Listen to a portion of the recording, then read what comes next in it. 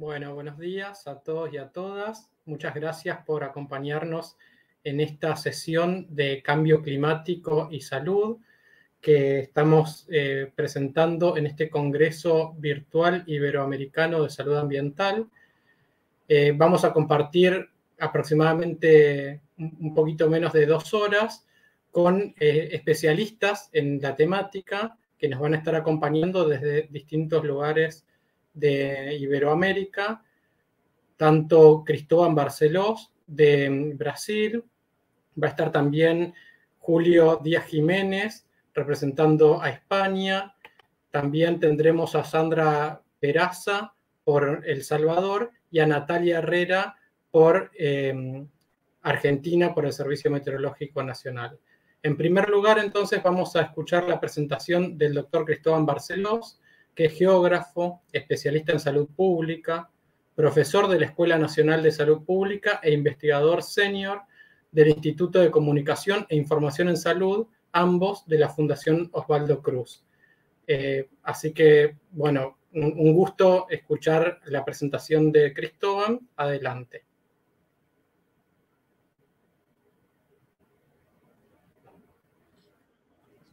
Saludos a todos, mi nombre es Cristóbal Barcellos, yo trabajo en la Fundación Osvaldo Cruz, que es un importante organismo de salud pública de Brasil. En este caso represento el Observatorio Brasileño de Clima y Salud, donde intentamos monitorear los cambios climáticos y sus impactos sobre la salud, proposiciones de adaptación y políticas, aunque tenemos una situación difícil en Brasil y en el mundo con la aceleración de los cambios y un poco del negacionismo que tomó algunas instituciones nacionales. Yo espero hablarles un poco del observatorio, de la experiencia brasileña y intentar promover un poco las iniciativas de monitoreo, cómo hacerlo, por qué hacerlo y algunas herramientas que tenemos nosotros ahora para estas crisis y desastres y un poco análisis de tendencia del mundo. El reporte número 6 del IPCC dice que sin equívoco el cambio climático y que eso es causado por la sociedad como todo. Y los cambios climáticos son amplios y muy rápidos, que se está acelerando, que son irreversibles, que hay un aumento de probabilidad de eventos climáticos extremos como las olas de calor, también las precipitaciones intensas y sequías, ciclones. Y algunas de estas sequías causan incendios en forestales. Se vio ahora en el verano europeo el Mediterráneo y también en Estados Unidos la costa oeste. Nosotros, eso nos deja como tarea particularizar o tropicalizar o crear agendas que sean regionales, que apunten cómo los cambios que son climáticos pueden afectar de maneras distintas la salud y el medio ambiente en nuestros países. Así que en Brasil hicimos una lista de problemas que se podían surgir o agravar con los cambios climáticos, que serían estos 4 puntos, claro, del evidente impacto de los eventos climáticos extremos, a las olas de calor, inundaciones, sequías, etcétera. La expansión de áreas de transmisión de enfermedades transmitidas por vectores, que son, por ejemplo, dengue, malaria y Zika, Chagas, donde el uso del suelo, pérdida de biodiversidad, migración y vulnerabilización urbanas son determinantes muy importantes. También para nosotros nos interesa mucho, principalmente América del Sur, la crisis del agua, que son periódicas, pero se agravan en los últimos años, y los riesgos de una más intensa incidencia de enfermedades transmitidas por el agua. Y finalmente la potencialización de efectos de contaminación del aire, tanto en las ciudades como en zonas rurales y mismo en florestas como la Amazonia, que sufre ahora un proceso de quema y deforestación muy fuerte. Sin embargo, los cambios sí son globales, pero tiene sus particularidades regionales y también impactos diferentes en las enfermedades. Yo traje aquí algunas de las enfermedades que son muy sensibles a cuestiones climáticas. La dengue que tiene una limitación obvia y muy evidente de temperatura, no se propaga con la misma facilidad en regiones más frías. La esquistosomosis, que está en Brasil, en la zona de la costa, por razones históricas, también climáticas y ambientales, y la leptospirosis, que llega casi a Uruguay y Argentina, bajo una influencia muy importante de las lluvias de verano y inundaciones.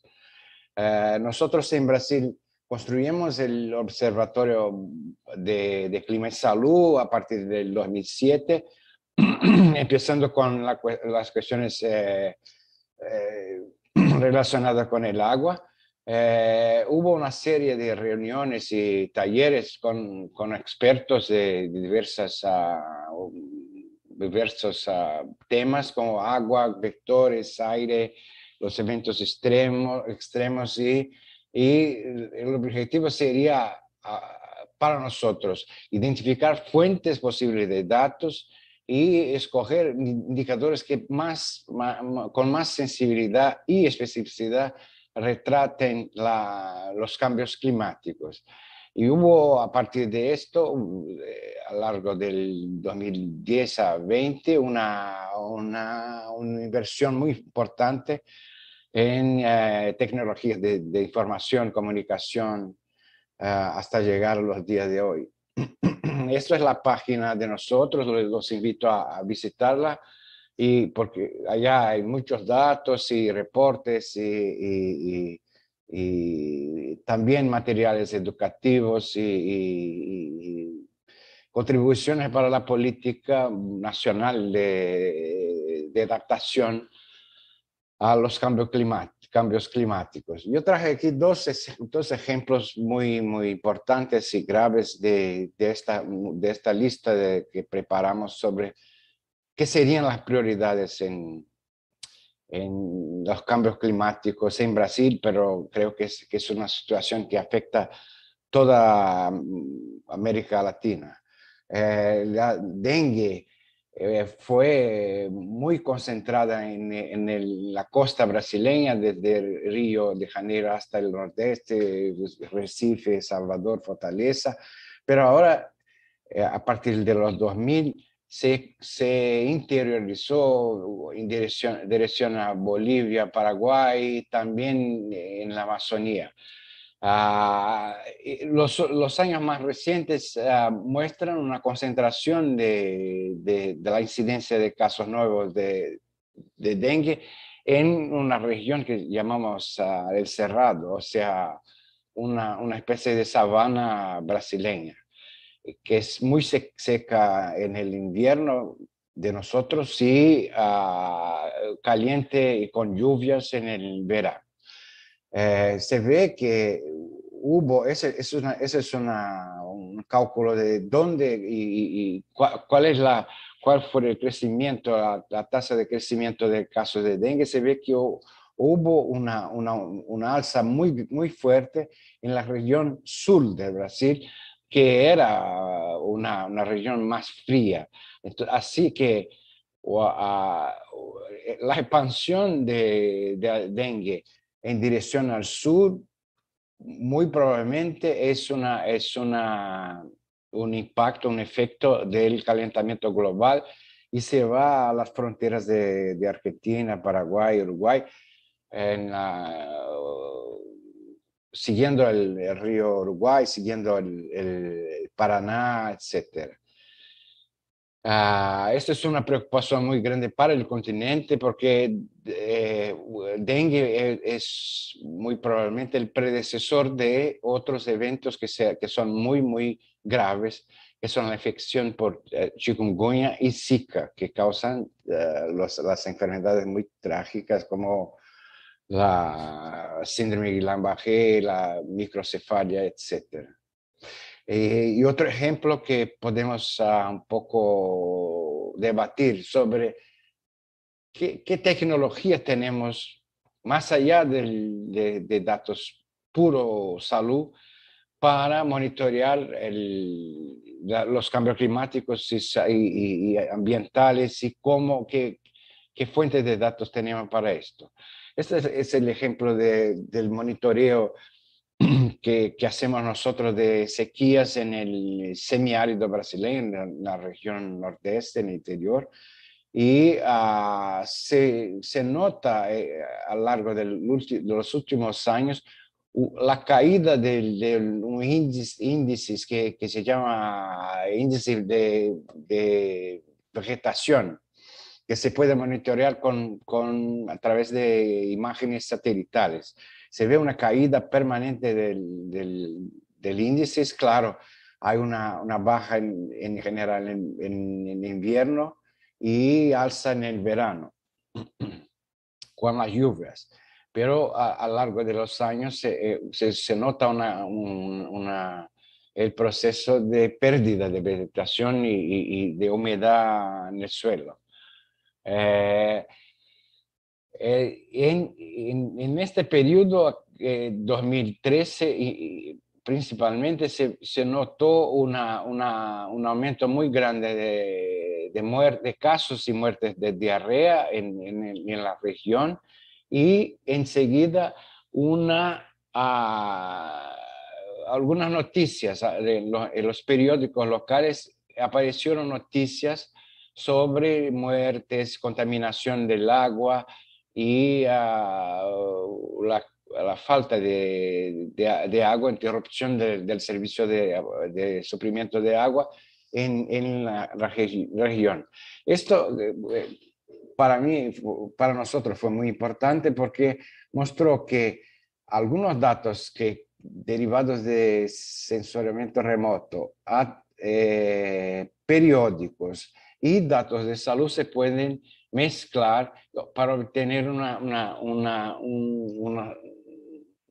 conjunto de informaciones importantes para tomar decisiones, evaluación de riesgo, etc. Esta es la región que fue más afectada y la respuesta espectral de la vegetación en aquella región.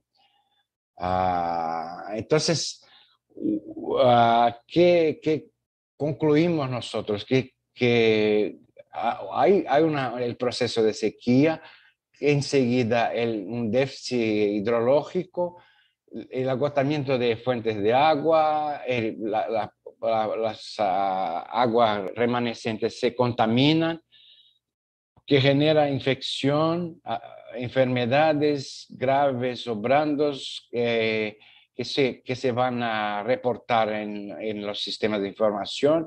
Algunas veces causan defunciones o hospitalización. La salud hace la investigación de brotes y esto aparece en los periódicos. En azul están algunas informaciones que tenemos nosotros de esto y de aquí podemos sacar algunos indicadores que sirvan para monitorear la sequía y sus consecuencias para la salud. Ya finalizando, ¿Qué es un observatorio? Esto es lo que aprendimos nosotros por estos años. Es una máquina, una serie de procedimientos que tenemos nosotros de buscar fuentes de información, nuevos datos, construir indicadores, pero no solo ese es el aparato interno que tenemos de un observatorio, pero que tiene una interfaz muy importante con la sociedad, con la esfera académica, con universidades donde aprendimos mucho y tenemos que tener esta conexión con lo académico, con la sociedad muchas veces a través de periódicos y la media electrónica también, y gobierno. El gobierno produce políticas públicas, pero muchas veces informado por datos e indicadores que son creados en el ámbito del observatorio y algunas veces que salen en la media, periódicos o redes sociales. Pero es la sociedad que define el problema. Ahora se ve en la movilización de la COP, la, la movilización de una gran parte del mundo para el control de los cambios climáticos. Son ellos de la sociedad que definen el problema. Cabe a nosotros la mejor definición con la teoría que tenemos disponibles y datos disponibles para definir mejor el problema y monitorar lo que pasa y promover soluciones. Entonces, este es el lugar central, creo, del observatorio y es así que buscamos monitorar las condiciones de riesgo, tendencias y evaluar qué pasa en cada lugar, cada región y cada enfermedad, problema de salud que tenemos. Muchas gracias, les agradezco la atención. Bueno, muchísimas gracias a Cristóbal por su presentación. La verdad que la experiencia del Observatorio de Clima y Salud de Brasil es un faro para todos los países de la región que estamos pensando en generar información de cambio climático y salud para la toma de decisión. A continuación vamos a ver la presentación de Julio Díaz Jiménez, que es doctor en Ciencias Físicas por la Universidad Complutense de Madrid y científico titular del Instituto de Salud Carlos III. Es director de la Unidad de Referencia en Cambio Climático, Medio Ambiente y Salud de la Escuela Nacional de Salud y director técnico del Plan ante las altas temperaturas del Ministerio de Sanidad español. Es colaborador de la OMS en temas relacionados con cambio climático y extremos climáticos. Así que adelante, Julio.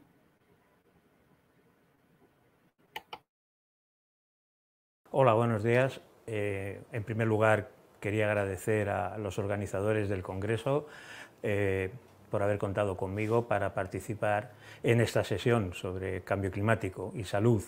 Mi nombre es Julio Díaz, soy el codirector de la Unidad de Referencia en Cambio Climático, Salud y Medio Ambiente Urbano de la Escuela Nacional de Sanidad del Instituto de Salud Carlos III de España. Lo que voy a contar en este rato que vamos a estar juntos va a ser precisamente uno de los efectos directos del cambio climático, es decir, vamos a hablar de las temperaturas extremas, particularmente del calor, y si nos estamos adaptando o no a estas temperaturas que como consecuencia del calentamiento global están subiendo en todo el planeta.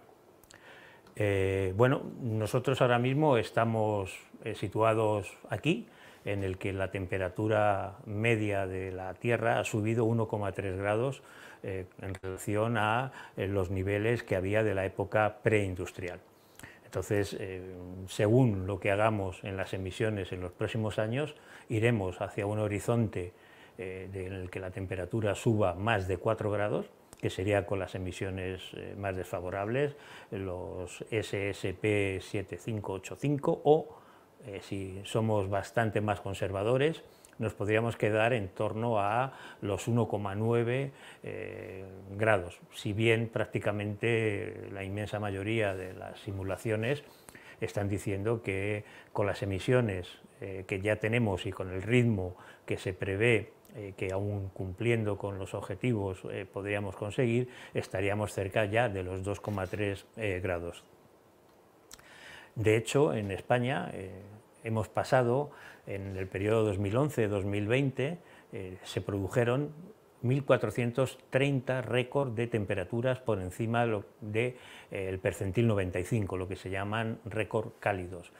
Es decir, y solamente un 5%, o sea, 79 récords fríos. Está claro dos cosas. Una, que las olas de calor cada vez van a ser más frecuentes y cada vez van a ser más intensas, como dice el IPCC en su sexto informe, y por otro lado, que las olas de frío, aunque van a disminuir en su intensidad, perdón, en su número, no van a desaparecer. Las olas de frío van a seguir existiendo. Cuando hablamos de efectos en salud, y yo a lo largo de toda esta charla de lo que hablaré precisamente será de efectos en salud relacionados con la mortalidad, nos estamos refiriendo generalmente a la mortalidad por agravamiento de patologías previas. El calor, de forma directa, tiene un escaso índice en la mortalidad, una escasa incidencia.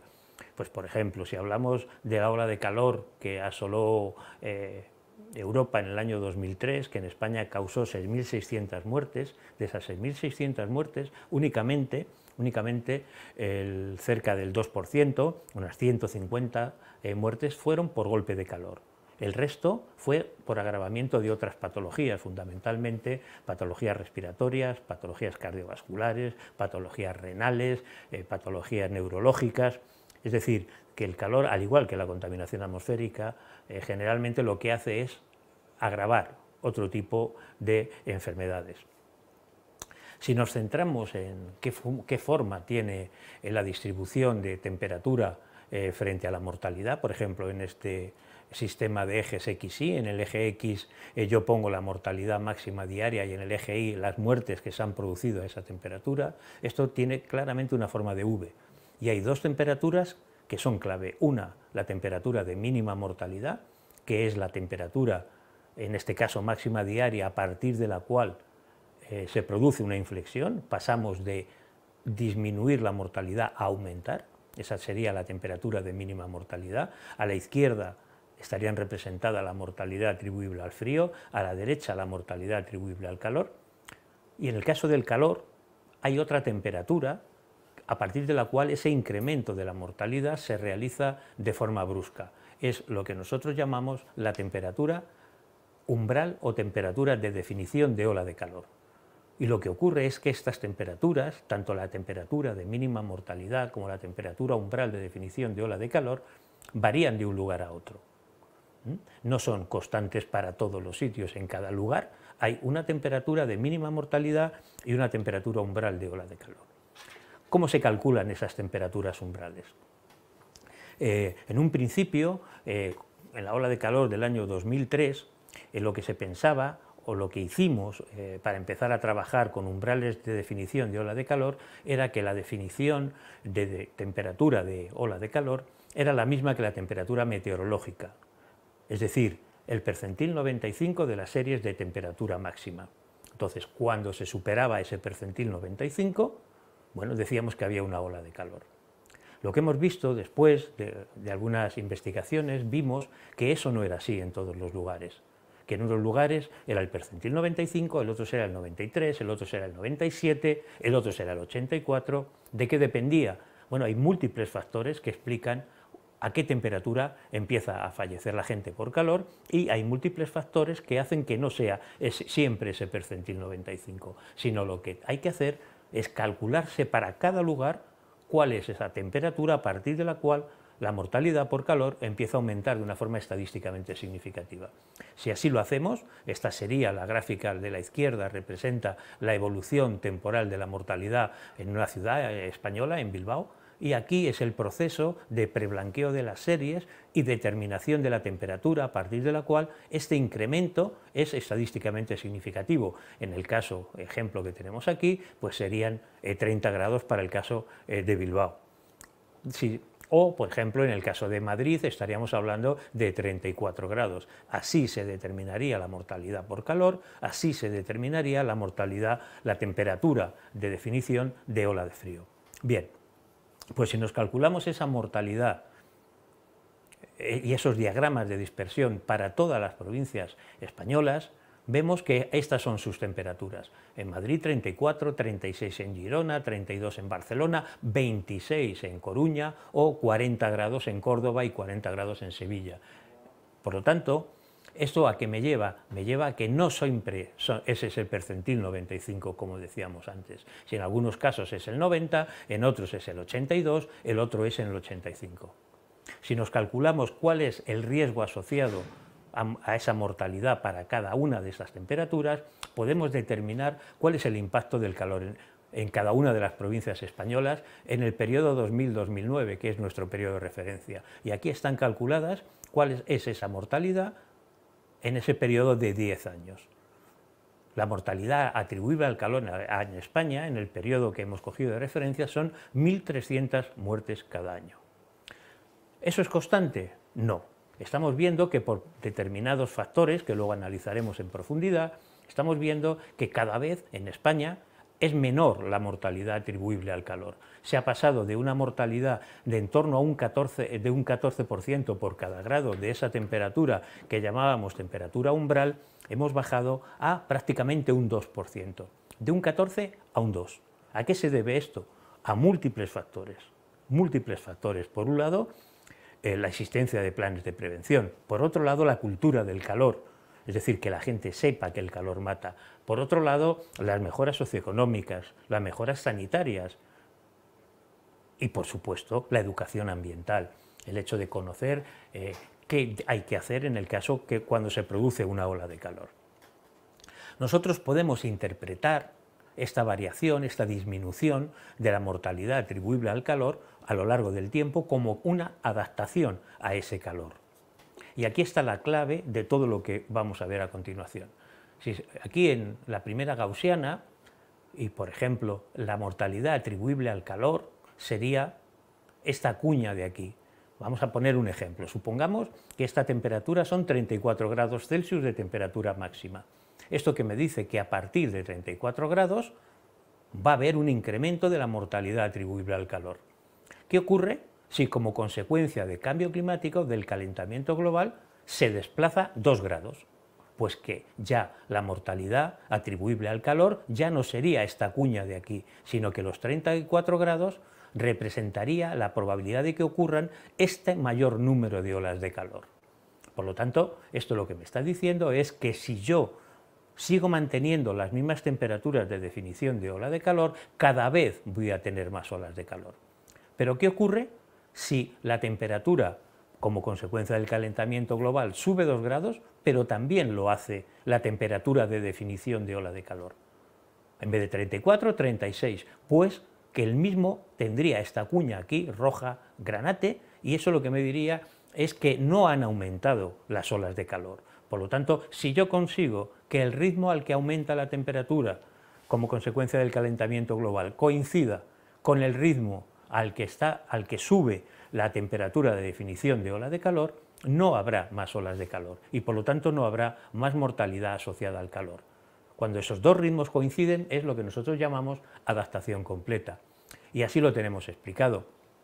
Por ejemplo, en España la temperatura va a subir a un ritmo en el periodo 2021-2050 de 1,6 grados. Y en el 2051-2100 a un ritmo de 3,3, es decir, 0,6 grados por década. Por lo tanto, si yo consigo que esas temperaturas de definición de ola de calor suba a ese ritmo, no habrá más olas de calor. ¿Esto en qué se traduce? Bueno, si no hay adaptación, es decir, si en Madrid, por ejemplo, la temperatura de definición de ola de calor sigue siendo 34 grados, si seguimos así, pasaremos de las 1.300 muertes que hay ahora a 13.000 muertes prácticamente. en un horizonte RCP 8.5, que es el más desfavorable en cuanto a emisiones. Pero si conseguimos adaptarnos, es decir, si conseguimos que esa temperatura umbral suba al mismo ritmo que está subiendo la temperatura por calentamiento global, no tendré más muertes, tendré en torno a las 900.000 muertes como consecuencia precisamente de la disminución de la población. Por lo tanto, ahí está el tema. ¿Realmente esa temperatura está cambiando? Esas temperaturas umbrales o temperatura de mínima mortalidad que hemos visto que varían igual, pues efectivamente estamos viendo que sí están cambiando, están subiendo con el tiempo. Por ejemplo, esta sería la temperatura de mínima mortalidad para Madrid en el periodo 83-88, 28 grados. Luego sube en el siguiente quinquenio a 28,4, 28,9, 29,5, 30,3. Es decir, esta temperatura de mínima mortalidad y por lo tanto la temperatura umbral están aumentando en el tiempo. Bueno, pues tendremos que ver si lo hacen al mismo ritmo que lo está haciendo el calentamiento global. Pues efectivamente, si nos calculamos precisamente cómo ha evolucionado esas temperaturas de mínima mortalidad a lo largo del tiempo, vemos que hay ciudades, provincias españolas, a que ha subido esa temperatura de mínima mortalidad a un ritmo de 1,8 grados por década. Otras han subido a 6,4, otras a 4,0, pero hay algunas que ni siquiera ha subido, que ha bajado. Es decir, hay ciudades, si este es un sistema de eje XY, en el eje de las X lo que hago es poner cuánto ha subido la temperatura como consecuencia del calentamiento global y aquí cuánto ha subido la temperatura de mínima mortalidad, las que estén por encima de esta raya serán las que se hayan adaptado, las que ha subido más la temperatura de mínima mortalidad que la temperatura máxima diaria como consecuencia del calentamiento global. Lo importante de esto es ver que hay provincias españolas que se han adaptado a un ritmo enorme, por ejemplo Córdoba 1,8, y sin embargo otras se están desadaptando incluso, cada vez se necesita menos calor para que la gente fallezca. Entonces, a nivel global, nosotros podemos decir que en España sí se está produciendo una adaptación. Unas se han adaptado a 0,60, a nivel global nos hemos adaptado a 0,6 grados por década, mientras que la temperatura máxima ha subido a 0,4. Pero el problema está en buscar por qué unas se adaptan y otras no se adaptan. Influyen muchísimas cosas, por ejemplo, el sexo.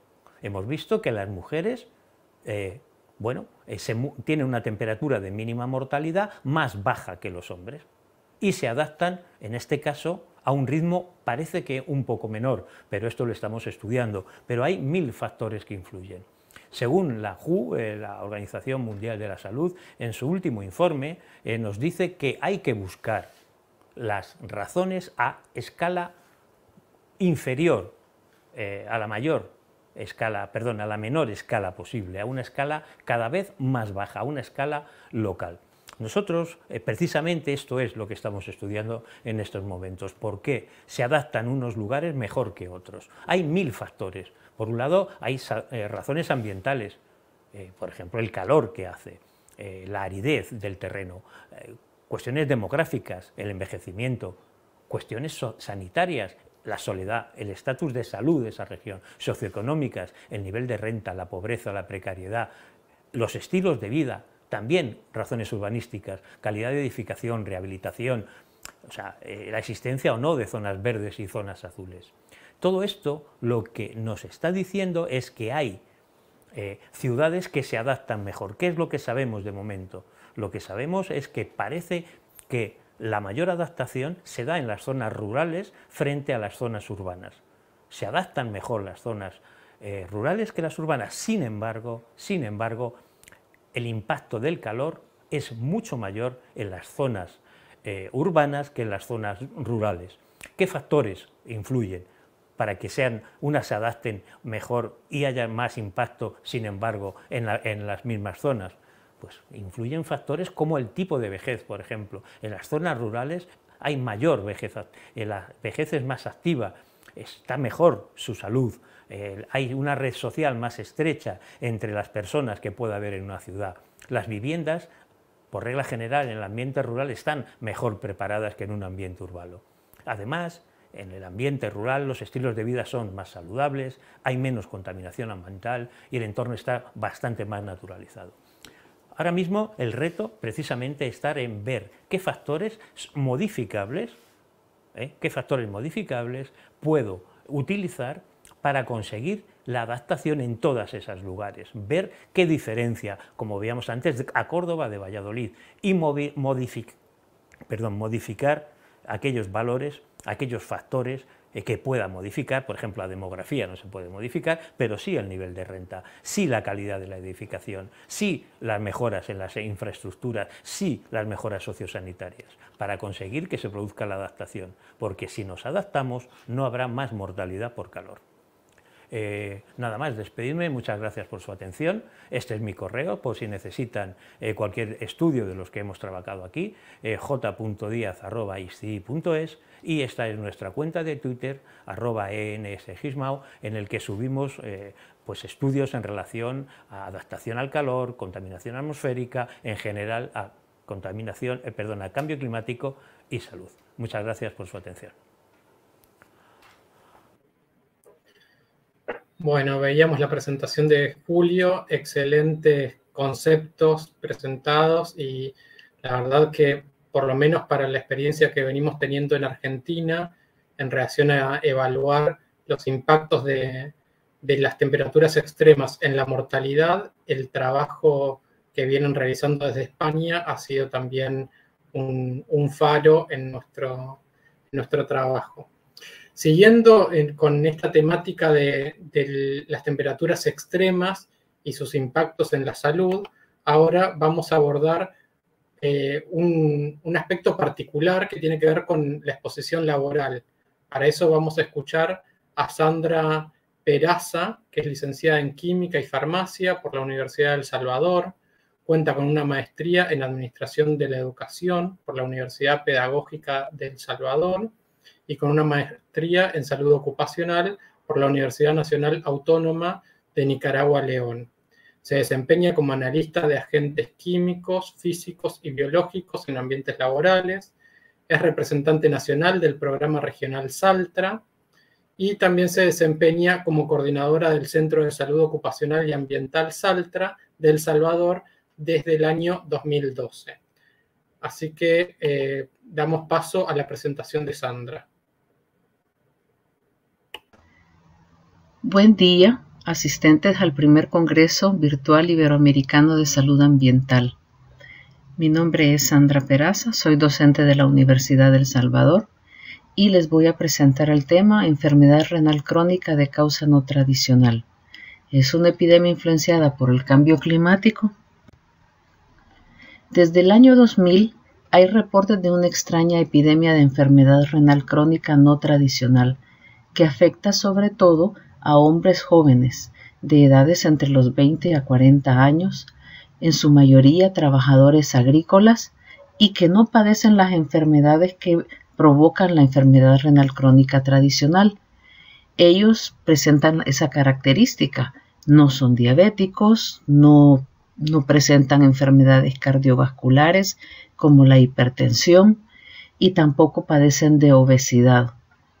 Se estima que en 20 años más de 20.000 trabajadores han fallecido por esta extraña nefropatía solamente en Centroamérica, y los primeros reportes indican una sospecha de causas ocupacionales. Desde el año 2005, el Programa Centroamericano Salud, Trabajo y Ambiente en América Central, SALTRA, que se desarrolla en las universidades públicas de la región, ha buscado o ha propiciado talleres para entender cuáles son las causas de esta epidemia. Comenzó con un taller regional donde convocó a los nefrólogos que habían reportado los extraños casos y también a investigadores y epidemiólogos tanto de la región como de Europa para poder establecer líneas futuras de trabajo. Una de esas investigaciones que se programó a partir de este primer taller se desarrolló en El Salvador y fue un estudio comunitario que comparó 5 comunidades agrícolas de diferentes latitudes, 2 de ellas productoras de trabajo de caña de azúcar en la costa, y otra también una comunidad dedicada al cultivo de caña de azúcar, pero a 500 metros sobre el nivel del mar. Los grupos de comparación fueron una comunidad urbana y otra de cultivo de café de gran altura. Bien, ¿cuáles fueron los hallazgos de este estudio? En la publicación que se hizo en el año 2012 se mostró que se encontró una asociación entre la enfermedad y el trabajo agrícola, no solamente en la caña de azúcar, sino que en las tierras bajas o cerca del nivel del mar. También se mostró un incremento en el deterioro renal asociado a los años de trabajo del paciente, tanto en cultivos de caña de azúcar como de algodón. Y se encontraron otros grupos de riesgo, como trabajadores de la construcción y también trabajadores del transporte público.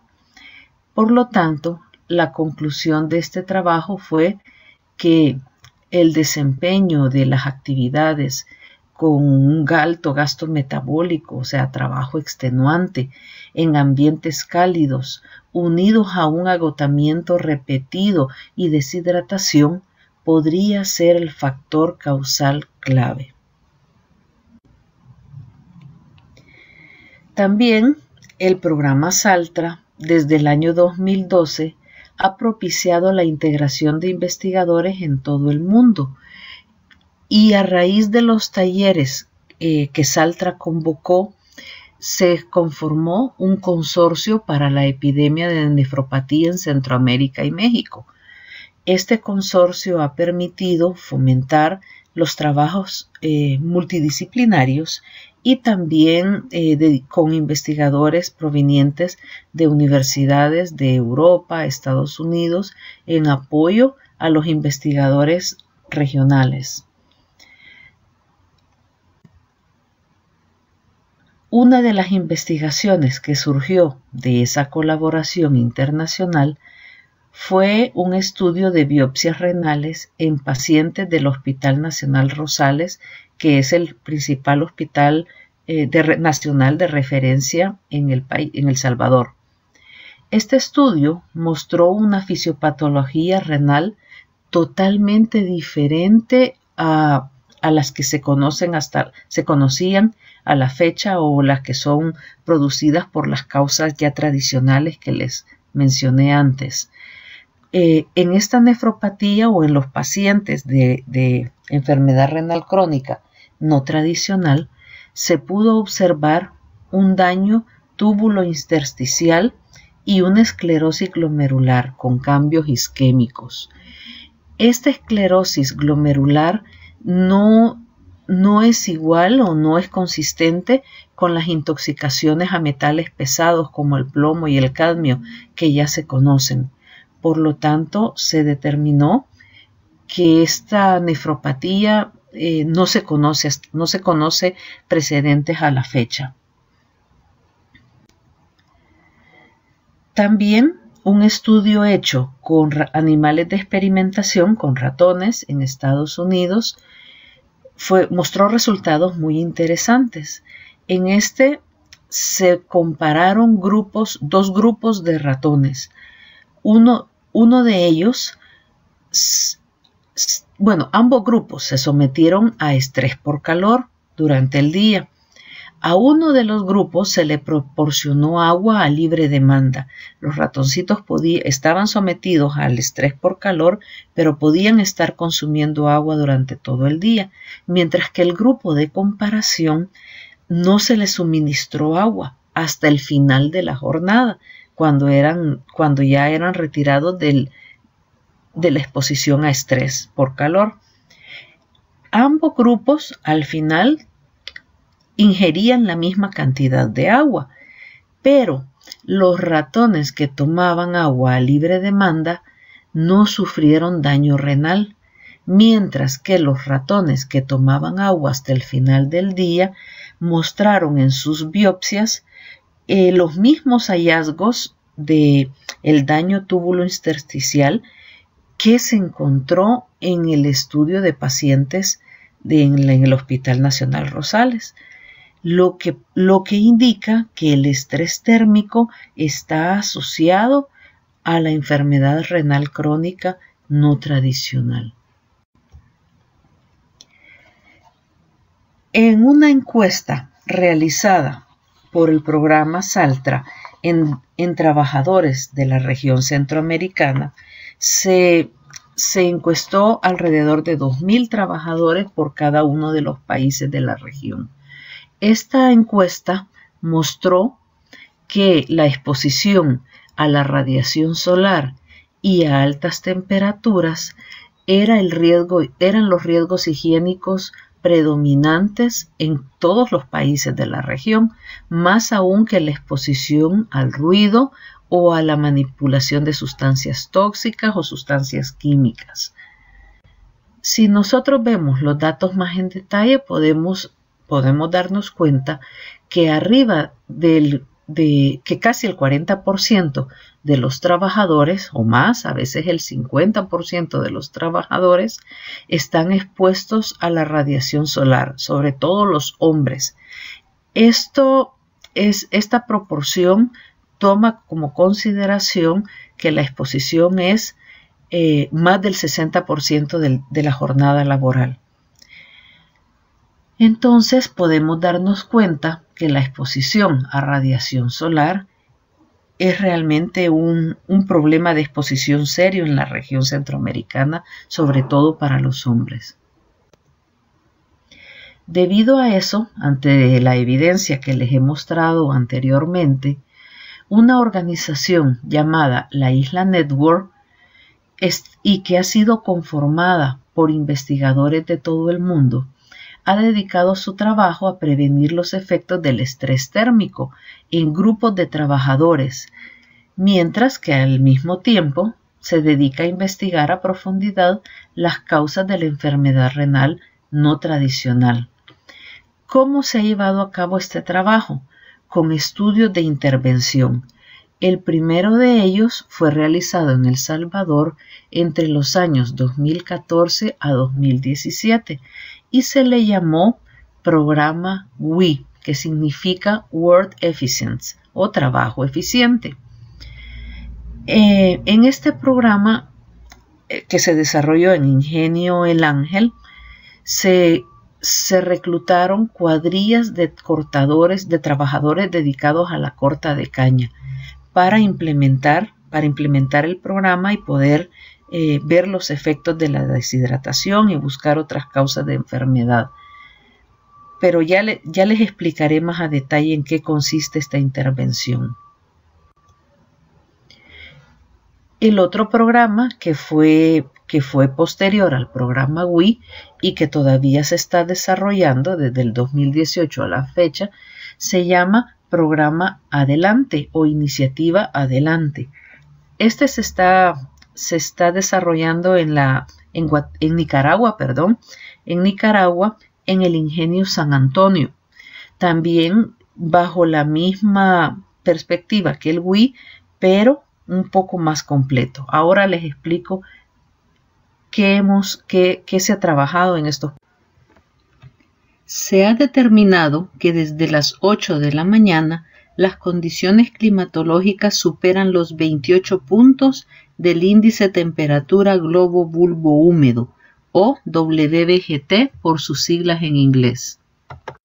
Igual en Nicaragua, al hacer las mediciones del WBGT, pudimos observar que a partir de las 8 de la mañana se supera el índice de 28, lo que quiere decir que desde esa hora ya los trabajadores están en riesgo de estrés térmico, sobre todo ya en las horas del mediodía, que se alcanza hasta los 30 o los 32 grados de indicador.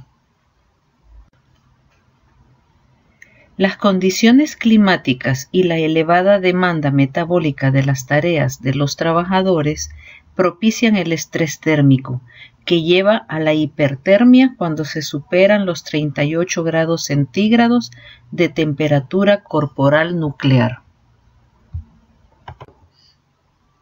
Ahora, ¿cuál es la intervención? ¿Qué es lo que hemos estado haciendo durante la intervención? Pues la intervención tiene contemplado el suministro de agua a libre demanda. En El Salvador, los trabajadores, se les proporcionó unas camelback o mochilas con agua, pero vimos que era poco efectiva debido a las condiciones de salubridad. Entonces ellos andan portando su pichinga a medida que van avanzando en la corta, pero también se les proporciona los descansos programados cada hora, comenzando con espacios de 10 minutos, y a medida que va aumentando la mañana o que va pasando la mañana, los descansos se van incrementando en 15 a 20 minutos hasta el mediodía, que tienen ya el descanso de media hora. Y estos descansos son bajo la sombra.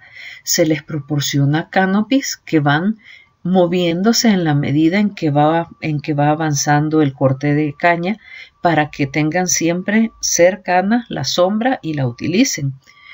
También se ha procurado que el trabajo sea más eficiente, diseñándole algunas herramientas como los machetes ergonómicos, que pesan menos, y también la forma en que cortan la caña. Se les ha dado un entrenamiento para que la corta sea más eficiente. Así podemos ver nosotros que las pausas programadas cada hora realmente son efectivas. Estas gráficas nos muestran los resultados de la medición de ritmo cardíaco, y podemos ver ahí claramente que hay disminución del ritmo cardíaco cada hora debido a los descansos, lo que propicia momentos de recuperación para el cuerpo. Ahora, ¿cuáles han sido los resultados de estas intervenciones? Las intervenciones han demostrado reducir significativamente los síntomas de estrés térmico y deshidratación. Esto se pudo constatar en un cuestionario de síntomas diarios que los trabajadores autollenaban. En esta gráfica, que es el resultado del programa WI, puede observarse cómo dos grupos de trabajadores sufren deterioro renal al inicio de la zafra, antes de iniciar la intervención. Una vez iniciada la intervención, uno de los grupos que está ya entrenado y aplican todas las medidas con mucho compromiso, mantiene constante el estado de salud de sus riñones hasta el final de la zafra, mientras que el otro grupo, que por diferentes razones no aplicó completamente la intervención, sigue teniendo pérdida de la función renal. Estos son los resultados de los 2 primeros años de trabajo de la iniciativa Adelante, y observamos que la incidencia de daño renal durante la zafra disminuyó del 27 al 7% en cortadores de caña quemada y del 10 al 2% en cortadores de semilla con la mejor implementación de la intervención. Pero se mantuvo en el 10% de incidencia de los cortadores de semilla en la cuadrilla con una intervención intermedia, y aumentó al 21% en la cuadrilla con la peor implementación.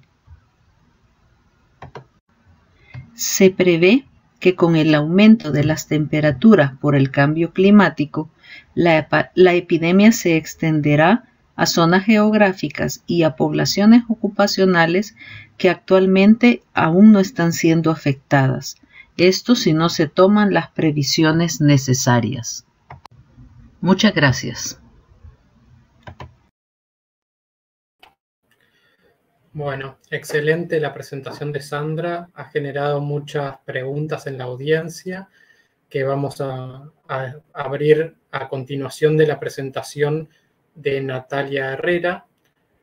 Le paso entonces la palabra ahora a Natalia, que es licenciada en Ciencias de la Atmósfera por la Universidad de Buenos Aires y se desempeña en la Dirección Central de Monitoreo del Clima de la Dirección Nacional de Ciencia e Innovación en Productos y Servicios del Servicio Meteorológico Nacional de Argentina.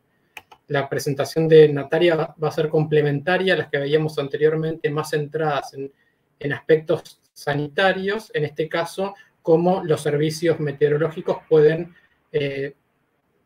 brindar respuesta y colaborar en la gestión de la exposición a temperaturas extremas. Adelante, Natalia.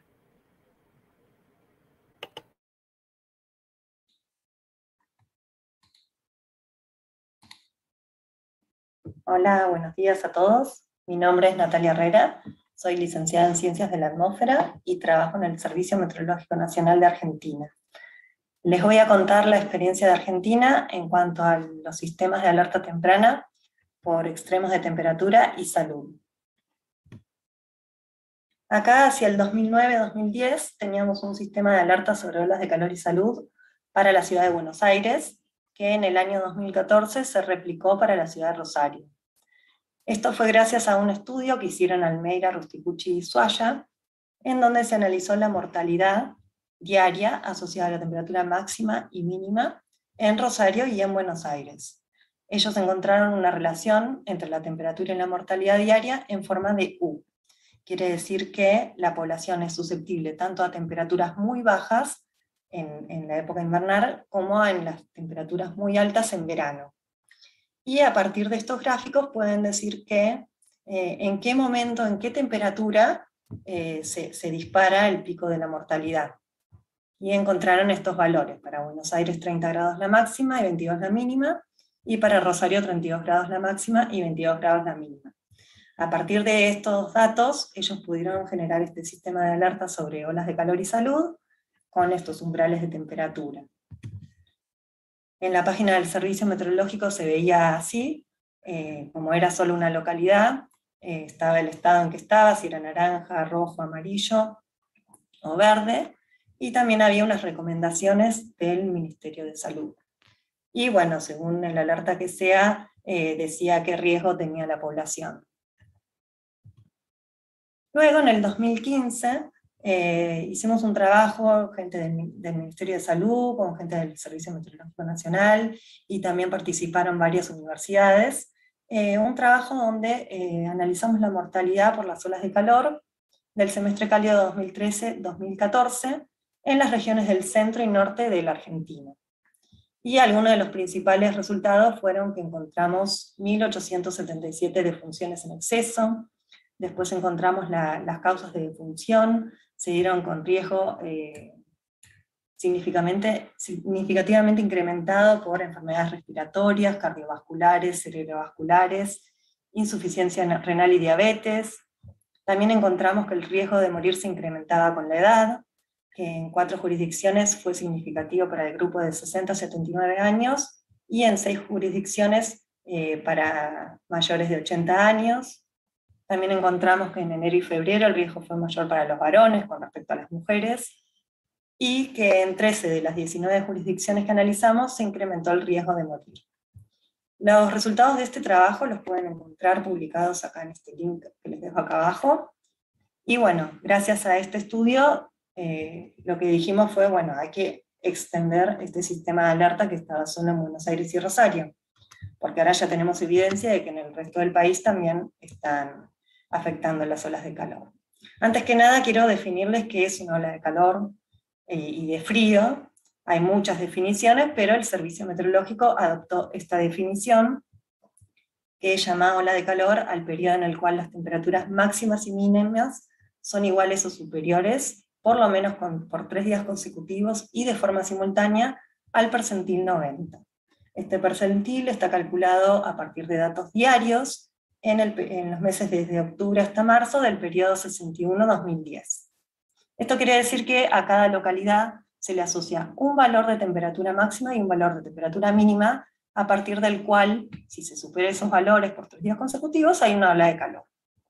Y les quería mostrar en todas estas estaciones de Argentina cómo fueron las olas de calor desde el 61 hasta el 2020, para que tengan una idea de cómo es la tendencia. Con este entorno de calentamiento global estamos teniendo una tendencia significativa y positiva de las olas de calor. Y quería mostrarles también que las olas de frío uno esperaría que decrezcan abruptamente, y no es lo que se ve. Si bien la tendencia lineal a largo plazo es negativa, pero se pueden ver picos de cantidad de olas de calor bastante fuertes en el 2010 y cerca del 2000. Entonces hay que tener cuidado, porque a pesar de que cada vez tenemos menos frío, sí puede haber periodos con olas de frío, y también hay que tenerlo en cuenta. Pero bueno, pasemos a las olas de calor. Esta es una distribución mensual desde el 61 hasta el 2019. Les quería mostrar básicamente cómo era la climatología de cada lugar en cuanto a las olas de calor, en qué mes se dan las olas de calor. Acá en Buenos Aires estamos acostumbrados a que las olas de calor estén más fuertes en enero, en diciembre y en febrero, pero también ha habido casos de olas de calor en noviembre o en marzo. Sin embargo, si vamos más hacia el norte del país, podemos ver, por ejemplo, que en Formosa las olas de calor se dan durante todos los 6 meses cálidos. Más fuertes en enero, febrero y marzo, pero sin embargo en octubre hubo bastante cantidad de olas de calor. Por eso es que estos sistemas de ola de calor tienen que medirse desde octubre por lo menos. Entonces acá, a partir de ese estudio que les mostré recién, pudimos extender a 57 localidades, ustedes pueden ver en el mapa. Cada localidad está con un puntito de color, según la alerta que haya. Este sistema funcionaba una alerta por día, era una alerta diario que se hacía alrededor de las 18 horas. Esto es porque se toman, para hacer el alerta se necesitan los datos del pronóstico, y el pronóstico, se usa el pronóstico de la tarde. La idea es que uno ya pueda anticiparse al día siguiente qué es lo que va a pasar, y no que la alerta lo demos a la mañana, y la gente ya salió de su casa y quizá no sabía que había una alerta roja porque salió antes. Entonces, la idea es tomar los pronósticos de la tarde, y también el sistema toma las temperaturas observadas en el día y en los días anteriores.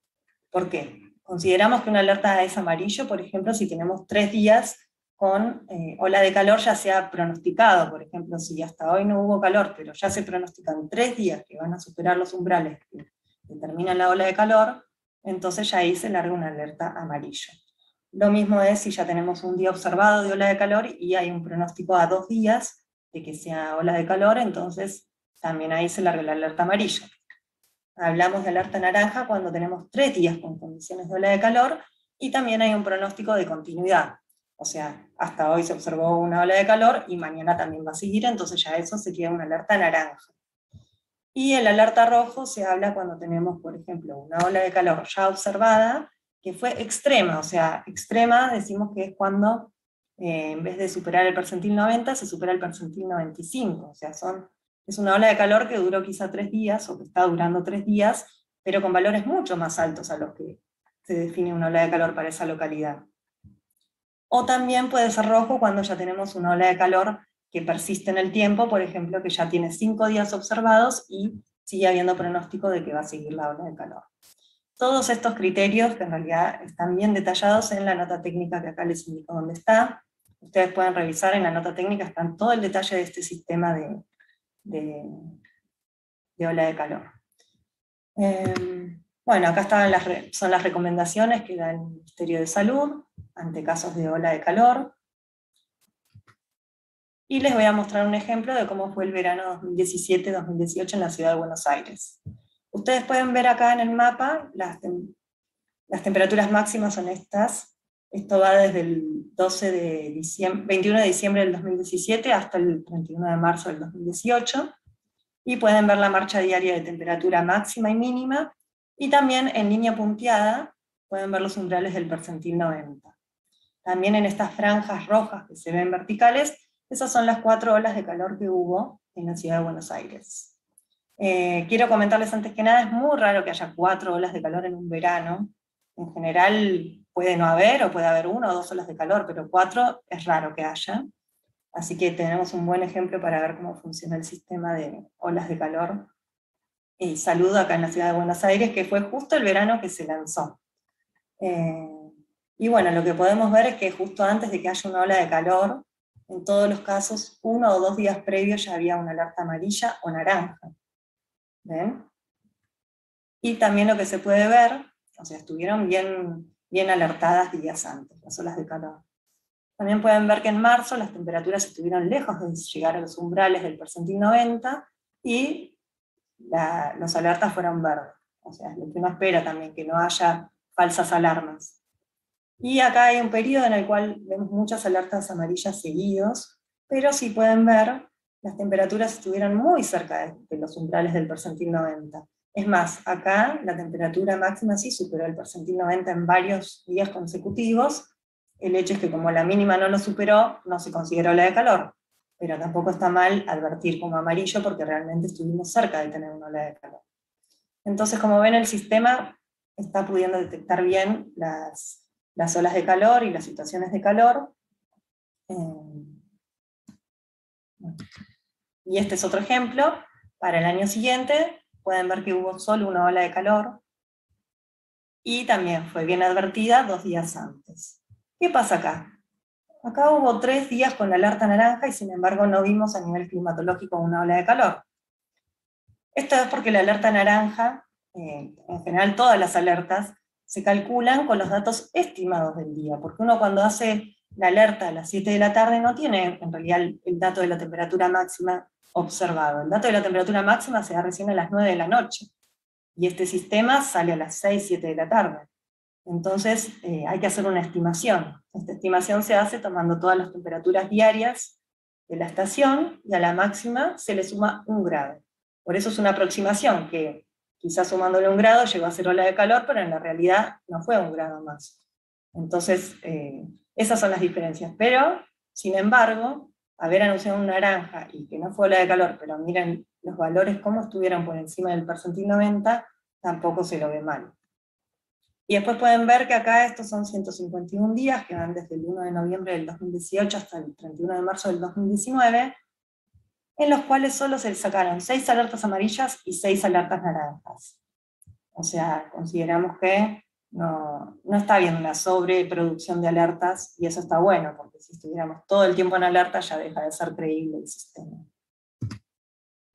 Bueno, este año va a haber hicimos un cambio, porque de golpe muchas personas que de golpe vivían a algunos kilómetros, a 100 kilómetros de la localidad de referencia, donde sí se sacaba el alerta, que decían, ¿y yo qué? ¿Estoy en alerta o no estoy en alerta?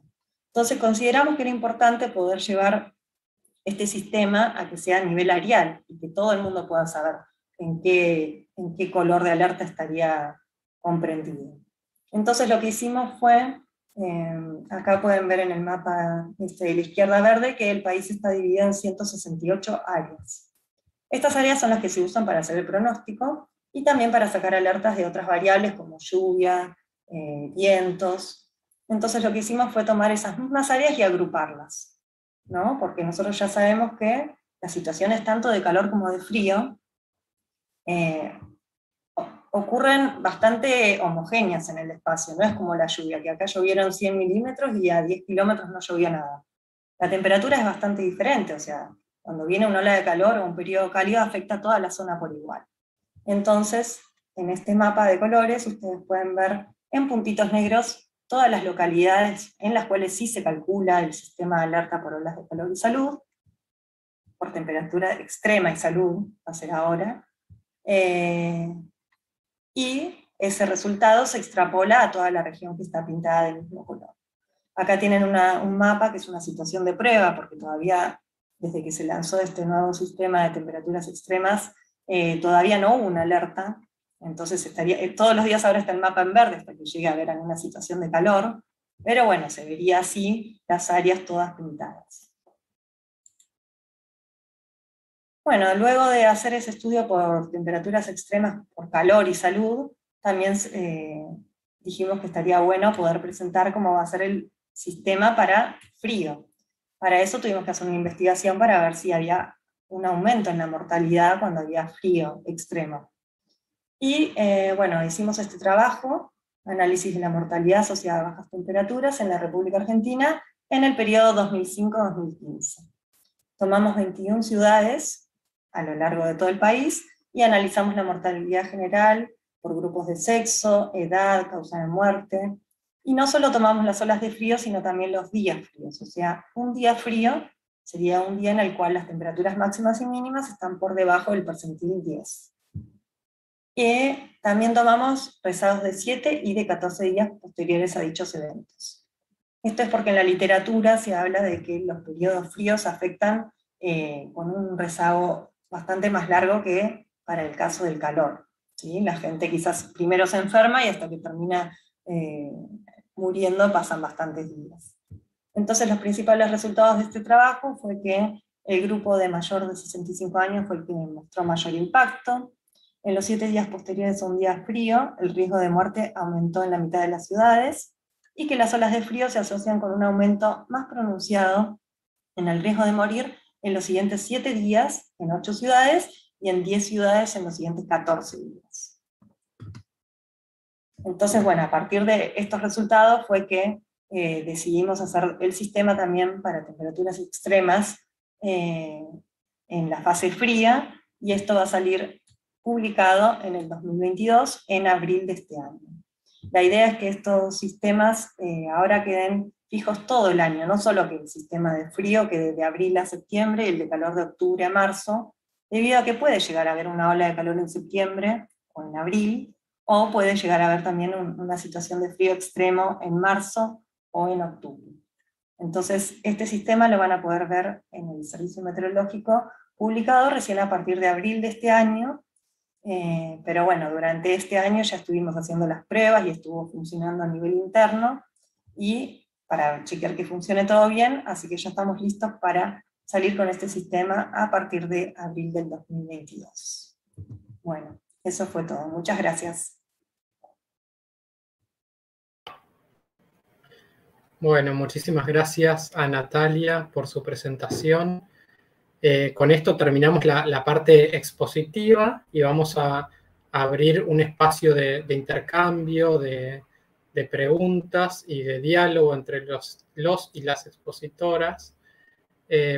Lamentablemente no contamos con la presencia de Julio Díaz, porque por un aspecto organizativo de su trabajo y no nos podía acompañar, pero sin duda su presentación nos ha dejado muchas preguntas.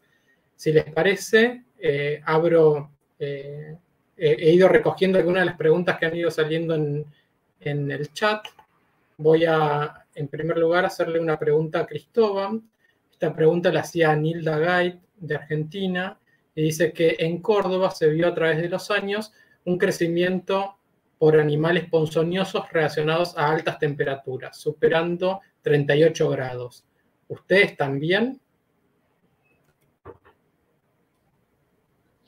Sí, eso, creo que todos los cambios climáticos cambian también las condiciones de animales, no solo el ambiente está cambiando algunas veces por alteraciones del uso del suelo, por ejemplo, la agricultura que expulsa algunos animales en dirección a la ciudad, y algunas veces el calor que se genera alrededor de los domicilios expulsan insectos hacia dentro de la casa. Así que arañas y alacranes migran a la casa para protegerse. Así pasa también con las inundaciones, que no vienen a atacarnos, vienen a protegerse, pero eso puede sí causar accidentes muy graves con arañas. Por ejemplo, en el sur de Brasil es muy común el accidente con arañas en el máximo de temperatura, que cuando entran en las casas, en los zapatos y se esconden en las sombras. Sí, es una preocupación, sí, durante olas de calor también. Muchas gracias, Cristóbal. Muy clara tu respuesta. Paso ahora a pasarle una pregunta a Sandra. En realidad, Sandra creo que fue la que recibió más preguntas. Vamos a ir viendo cómo venimos con el tiempo para también pasarle alguna pregunta a Natalia. Una que quisiera hacerle a Sandra es cómo puede estar influyendo la percepción del riesgo y los enfoques de género en la mayor prevalencia en hombres. Sí, esto es porque nuestros trabajos son ocupacionales, son con cortadores de caña. Definitivamente ellos se dedican más a esta tarea, ¿verdad? Aunque en las zonas costeras de El Salvador se ve también mujeres haciendo corta de caña, pero siempre la cantidad de hombres es mayor. Además, la mujer tiene un mayor control de salud. Ese es otro detalle. Históricamente en nuestros países los hombres acuden menos a los servicios de salud que las mujeres. Entonces pueden estar teniendo deterioros que no se perciben. Otro detalle puede ser también los hábitos.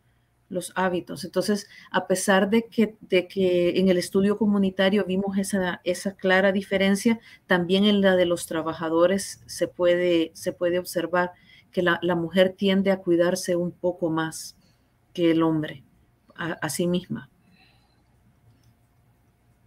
Muchas gracias, Sandra. Te paso una preguntita más y después le pasamos una a Natalia. Rogelio Flores Ramírez de México preguntaba con respecto a la enfermedad renal crónica no tradicional, adicional a los factores ambientales como la temperatura, ¿qué evaluaciones multifactoriales realizaron? Ejemplo, ¿se evaluó plaguicidas? Sí, en El Salvador hicimos evaluación de plaguicidas en conjunto con un grupo de la NIOSH. Ellos vinieron a hacer las tomas de muestra. Se hizo tanto en ambiente, como estábamos en temporada de zafra, de corta de caña, se hizo en el aire y en suelos y no hubo correlación, ¿verdad? Que en el estudio con ellos. También a los trabajadores se le hizo medición de parche, pensando en que ya la etapa de aplicación de plaguicidas había pasado, entonces que a lo mejor había residuos en las plantas y que podían estar en contacto a través de la piel. Se hizo en parches de piel y tampoco se ha encontrado correlación con plaguicidas. Es que la caída de la tasa de filtración glomerular, como pudieron ver en la gráfica que les presenté casi al final, se da cuando ellos comienzan con el trabajo extenuante, ¿verdad? Desde el momento, nosotros hacemos una línea base cuando ellos llegan a inscribirse para la jornada de la zafra. Ahí evaluamos su función renal. Y después de ya 1 o 2 meses de estar haciendo el trabajo, la caída de tasa de filtración glomerular es ya visible, es marcable. Y en esa etapa no hay aplicaciones, no hay plaguicidas presentes durante esa época del año. A lo mejor hay remanentes, ¿verdad? Como les digo, en suelos, tal vez en el polvo o en las hojas, pero no se encontró relación cuando se han hecho las evaluaciones. Muchísimas gracias, Sandra, muy clara en tu exposición. Le paso ahora una pregunta a Natalia, de Lucio de Otto, de aquí de Buenos Aires, que él le pregunta, con la información presentada, ¿se puede aplicar en municipios del primer cordón, entiendo que es del área metropolitana de Buenos Aires, y aplicar dichas herramientas con asesoramiento a nivel local? Hola. Sí, o sea, con el nuevo sistema, que ahora está cubriendo toda el área, sí se va a aplicar ahí. Ahora se va a aplicar en donde el mapa indique. Ya antes solo se contaba con la información de la localidad, que se tenían los datos, pero ahora se puede extrapolar a toda esa región. No sé si esa era la pregunta, a eso iba. Gracias, Nati. A ver, tenía otra pregunta para Sandra. Bueno, había un comentario que decía que era excelente el trabajo y que sería importante mencionar que los ODS que se incluyen en este trabajo son el 3 de salud y el 8 de trabajo digno, solo un comentario. Por otro lado, Federico Moncada preguntaba si se han considerado el gasto metabólico en estos trabajadores. Sí, lo que se evalúa se usan unos relojes Polar o unos medidores Polar como los que usan los deportistas, que se le instalan a los trabajadores a inicio de la jornada para evaluar gasto cardíaco, el ritmo cardíaco. Y en el caso de El Salvador, también utilizamos termómetros bebibles, o sea, vienen como en unas cápsulas. Los termómetros ellos los tomaban al inicio de la jornada y mandan la señal hacia un receptor. Luego, con estos dos datos se fue haciendo las comparaciones para a través de fórmulas calcular el gasto metabólico. Y vimos que solamente con el uso de los Polar se podía estimar tanto gasto metabólico como la temperatura corporal nuclear durante la jornada. Entonces ya en el trabajo posterior que se hizo en Nicaragua ya no hubo necesidad de usar los termómetros y nos hemos quedado ocupando los Polar de gasto cardíaco para trasladar esos datos a gasto metabólico. Y esto es algo bien importante de mencionar, que si bien es cierto que los trabajadores que hemos analizado que están en las zonas costeras son los más afectados, tienen unas mayores pérdidas de tasa de filtración glomerular durante la zafra y están expuestos a condiciones más extremas, pero también los trabajadores que están en zonas un poquito más altas, donde las temperaturas claro, son altas, pero no tanto, pero sí tienen el mismo gasto metabólico, pues también están siendo afectados, ¿verdad? También están siendo afectados. Entonces, el gasto metabólico definitivamente es otro factor determinante, ¿verdad? En esta epidemia.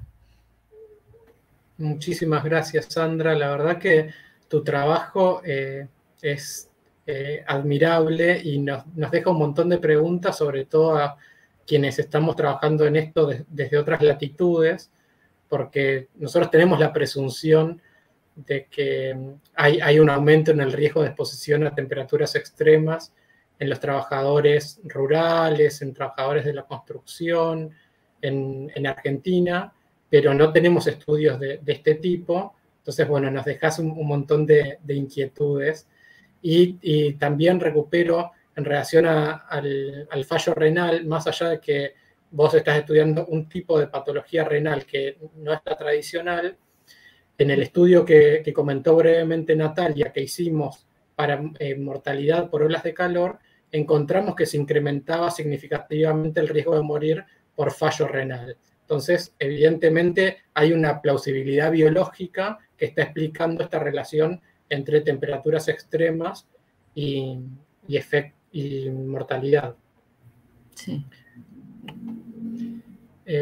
Quisiera hacerle una pregunta a Natalia, que es una pregunta así un poco en confianza, porque bueno, este tema lo venimos trabajando juntos, pero me gustaría que le pudieras poner en palabras, que es, ¿qué le aportó a ustedes como Servicio Meteorológico Nacional investigar los impactos de los eventos extremos en la salud? Y a partir de este trabajo colaborativo, ¿cómo se modificó su trabajo y su forma de abordar los eventos extremos?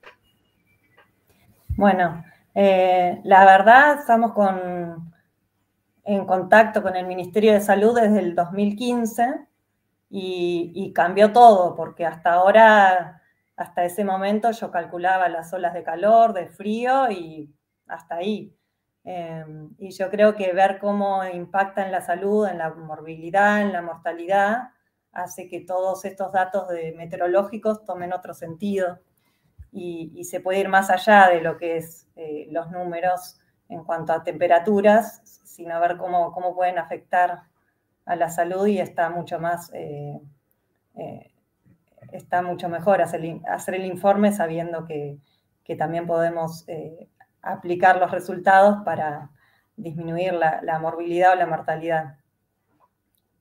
Creo que fue muy beneficioso el contacto con el Ministerio de Salud y otras áreas referentes a la salud. Bueno, muchas gracias, Nati. La última pregunta que había en el chat, también para Sandra, es en relación a los valores de CPK totales en los pacientes estudiados. Es una pregunta de Sergio Machado. Así que te paso la palabra, Sandra. Sí, no medimos CPK. Nosotros solamente evaluamos la creatinina sérica, pero sí usamos cuestionarios para evaluar las exposiciones, si ellos son consumidores de alcohol, drogas, AINES o antiinflamatorios no esteroidales, que son sustancias que están ya catalogadas, ¿verdad? Como riesgosas para el daño renal. Y igual que con los otros factores de riesgo, no en este tipo de nefropatía no encontramos correlación con los consumidores de alcohol. Tampoco no encontramos niveles muy altos de consumo de alcohol ni de bebidas edulcoradas entre los trabajadores. Creo que precisamente relacionado con el comentario que hacía Rogelio, que estas son trabajadores muy desfavorecidos, tienen un ingreso económico bastante bajo, entonces como que no hay libertad para muchas cosas de ocio, ¿verdad? Y consumos de ese tipo. Entonces, no encontramos realmente correlación, pero no hemos hecho evaluaciones directas de CPK. Muchas gracias, Sandra. Gracias por responder detalladamente a cada pregunta. Las preguntas que había del chat de los asistentes han sido respondidas. No sé si entre ustedes hay algún intercambio que quieran hacer, alguna pregunta o sugerencia. Me parece que tenemos todavía un tiempito, o sea que les abro el micrófono. Francisco, yo vi otra pregunta por ahí que preguntaba si se vigilaba como enfermedad profesional la enfermedad renal crónica. Y en el caso de El Salvador, no. No está registrada en la lista de enfermedades profesionales, por lo tanto, no es de carácter obligatorio el tener una evaluación del estado de salud renal de los trabajadores. Sin embargo, debería, por ley, debería, al ser percibida como una situación de riesgo en ciertas actividades, irse incorporando, ¿verdad? Hay forma de digamos, ajustarlo legalmente o justificarlo para hacerlo. Sin embargo, hay muy poca información tanto en el ámbito de los trabajadores como en los patronos al respecto. Entonces, hasta que no logremos empoderar el tema de enfermedad renal relacionada con estrés por calor, no vamos a ver esa ganancia que creo que sería muy importante, que tanto trabajadores, por ejemplo, de construcción, carreteras, por ejemplo, se está dando mucho en El Salvador, construcción de carreteras, los trabajadores informales también que llevan carga durante mucho tiempo en el día, en temperaturas extremas. Encontramos como grupos de riesgo también a los del transporte público, que se encuentran expuestos a altas temperaturas y con poca ingesta de líquido. Entonces, todos ellos deberían tener evaluaciones preempleo y controles, ¿verdad? Sí, sería, pero un logro para la región eso. Muchas gracias. Gracias a vos, Sandra. Cristóbal estaba pidiendo la palabra. Sí, creo que casi imposible no vincular la cuestión de cambios climáticos y desigualdades sociales. Me gustaría, por ejemplo, saber cuántos son los domicilios en Argentina que tiene aire acondicionado o otras formas de protegerse, porque no sé si en una ciudad viene una ola de calor, algunos domicilios pueden protegerse contra los efectos y otros no. Y esto creo que va cambiando con el tiempo. En Argentina, cuando lo conocí en los 80, casi no habían aires en las casas y departamentos. Gracias, Cristóbal. Sí, claramente no podemos pensar solo en la exposición a las temperaturas sin ver las vulnerabilidades de las comunidades. Y en ese sentido, obviamente este dato de saber cuántas viviendas tienen aire acondicionado no lo tenemos disponible, pero entendemos que son cuestiones que deberíamos también considerar.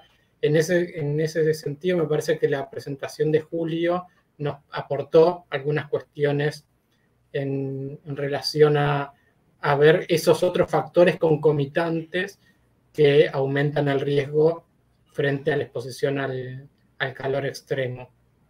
Y una de las cosas a destacar que tiene que ver un poco con esto que planteaba Cristóbal, es que, por ejemplo, cuando estudiamos la mortalidad por frío extremo en Argentina, encontramos que incluso incrementaba el riesgo de morir por frío extremo en las provincias del noreste, en el límite con Paraguay y con Brasil, que uno a priori y con criterio climatológico hubiese pensado que no tenían temperaturas extremadamente bajas, pero particularmente son de las provincias con mayores niveles de necesidades básicas insatisfechas.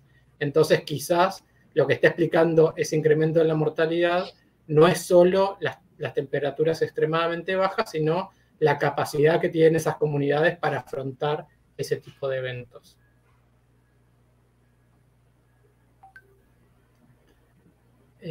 Una última pregunta que había sumado acá Jorge Sabetti, también para Sandra, y con esta vamos cerrando. Él pregunta si no existen equipos para cosecha mecánica de la caña. Sí, sí los hay, pero para eso los terrenos tienen que ser completamente planos. Y en el caso de, sobre todo en El Salvador, lo he visto, la caña no siempre está en terreno plano, sino que a veces está en laderas con cortes en los terrenos. Ahí no puede entrar la cosechadora. El trabajo debe ser manual.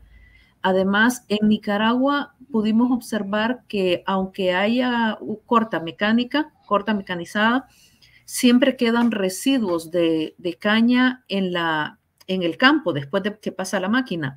Y ahí entran otro grupo de trabajadores a los que ellos llaman gaviotas o recolectores que van haciendo una limpia de ese campo. O sea, van recogiendo todo lo que la máquina no pudo llevarse.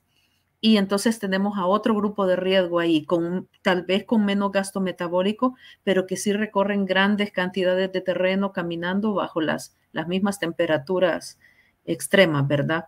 Entonces, siempre hay grupos de trabajadores expuestos a pesar de la mecanización, y no en todos los lugares puede aplicarse la corta mecánica. Muchas gracias. Sí, es importante considerar esas condiciones de contexto en que ocurre la práctica laboral, porque condiciona esto y quizás con la mecanización se podría llegar a modificar los patrones de exposición, pero lo que vos decías, aparecen otros trabajadores expuestos, habría que ver cuál es la condición de precariedad de estos, de los que vienen luego a hacer la limpia. Entonces, bueno, quizás lo que estamos cambiando es el tipo de expuestos. Y aumentas el desempleo. Claro. En relación a lo que comentaba Cristóbal, pensar en desigualdades de salud, el empleo sigue siendo un factor muy importante para el acceso y la cobertura de salud. Así que no lo podemos dejar por fuera del análisis de los riesgos para la salud. Yo entiendo que estamos bien de tiempo, que hemos tenido una linda charla. Si no hay más preguntas o comentarios, quisiera agradecerle particularmente a Rafaela y a Amanda, que son quienes detrás de escena nos han ayudado a que esta sesión salga tan prolija. Así que les agradezco a ellas, a Cristóbal, a Sandra, a Natalia y a Julio, que no nos pudo acompañar, y los invitamos y las invitamos a seguir participando de otras sesiones de este Congreso Iberoamericano de Salud Ambiental, que está siendo muy interesante. Así que, sin más, cerramos esta mesa de salud y cambio climático. Muchísimas gracias. Gracias.